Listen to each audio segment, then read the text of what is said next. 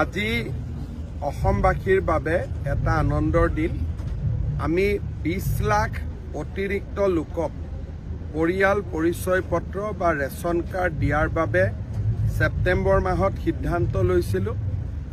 আজিৰ দিনটোত আমি 7 লাখ লোকক ৰেচন কাৰ্ড ৰাজ্যৰ 50টা সমষ্টিত আমি দিলোঁ। অহা 22 তাৰিখে আমি প্ৰায় আৰু 8-9 লাখ লোকক আমি ৰেচন কাৰ্ড দিম। আমি আশা কৰিছোঁ যে এই 28 তাৰিখৰ ভিতৰত আমি প্ৰায় 18-19 লাখ লোকক আমি পৰিয়াল পৰিচয় পত্ৰ বা ৰেচন কাৰ্ড দিব পাৰিম। ৰেচন কাৰ্ডখন পালে তেওঁলোকৰ কেইবাটাও সুবিধা হ'ব। এটা, প্ৰতি ব্যক্তিৰ বিপৰীতে 5 কেজিকৈ চাউল পাব। ৰেচন কাৰ্ডখন থাকিলে আয়ুষ্মান ভাৰত, আয়ুষ্মান অসমৰ কাৰ্ড পাব, যাৰ জৰিয়তে 5 লাখ টকা পৰ্যন্ত বিনামূলীয়া চিকিৎসাৰ সুবিধা পাব। তৃতীয়তে, ৰেচন কাৰ্ডখন থাকিলে উজ্জ্বলা গেছ পাব।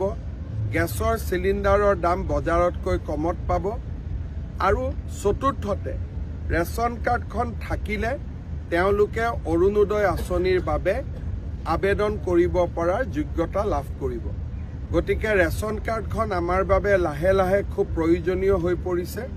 বিশেষকৈ আজিকালি ৰেচন কাৰ্ড আমি আধাৰ কাৰ্ডৰ ভিত্তিত দিওঁ, অৰ্থাৎ আধাৰ থাকিলেহে ৰেচন পাব। আগতে গাঁওবুঢ়া চাৰ্টিফিকেটত বা এই ধৰণে ৰেচন পাইছিল।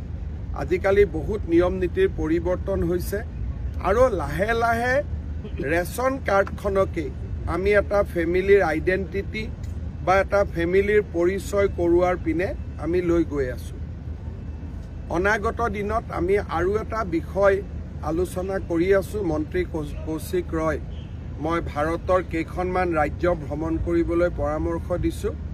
বহুকেইখন ৰাজ্যত ৰেচন কাৰ্ডৰ জৰিয়তে ভাৰত চৰকাৰে মাজে মাজে সুলভ মূল্যত বজাৰলৈ মুকলি কৰি দিয়া দালি, চেনি আদিও ৰেচন কাৰ্ডৰ জৰিয়তে দিয়া হয়। তাত দুটা লাভ হয়। যেতিয়া বজাৰত অত্যাধিক দাম থাকে, ভাৰত চৰকাৰে সুলভ মূল্যত দালি এৰি দিয়ে যাতে মাৰ্কেটটো ষ্টেবিলাইজ হয়, বেপাৰীয়ে যাতে দাম কমাই আনিবলৈ বাধ্য হয়। কিন্তু অসমত আমি সেই প্ৰচেষ্টা কেতিয়াও কৰা নাছিলোঁ। এতিয়া ৰেচন কাৰ্ডত যেতিয়া বজাৰত ধৰি ল'লোঁ দালিৰ দাম হ'ব লাগে 100 টকা, দাম দি আছে 120 টকা, তেতিয়া আমি যদি ভাৰত চৰকাৰৰ পৰা 100 টকাত দালিটো আনি দি দিব পাৰোঁ, তেতিয়া বজাৰতো দালিৰ দাম নিজে নিজে কমি আহিব, কাৰণ ছাপ্লাই বেছি হোৱাৰ লগে লগে দামটো কমি আহে। গতিকে এই ধৰণৰ ব্যৱস্থা এটাও আমি আৰম্ভ কৰিব পাৰোঁ নেকি, যে মাৰ্কেট ষ্টেবিলাইজাৰ হিচাপে যাতে বেপাৰীয়ে সুযোগ ল'ব নোৱাৰে, ষ্টেবিলাইজাৰ হিচাপে আমি দালি আৰু চেনিটো ৰেচন কাৰ্ডৰ জৰিয়তে দিব পাৰোঁ নেকি, বজাৰতকৈ কিছু কম মূল্যত। তাৰ বিষয়েও আমি চিন্তা চৰ্চা কৰি আছোঁ। আমাৰ খাদ্যমন্ত্ৰী কৌশিক ৰয় ডাঙৰীয়াক মই ভাৰতৰ কেইখনমান ৰাজ্যত এনেকুৱা আঁচনি আছে, উত্তৰ প্ৰদেশত আছে, আমাৰ ওচৰ চুবুৰীয়া ৰাজ্য ত্ৰিপুৰাত আছে, কেৰালাত আছে, হিমাচল প্ৰদেশত আছে, এই ৰাজ্যকেইখন ভ্ৰমণ কৰি আমাক এখন প্ৰতিবেদন দিবলৈ মই তেওঁক অনুৰোধ কৰিছোঁ।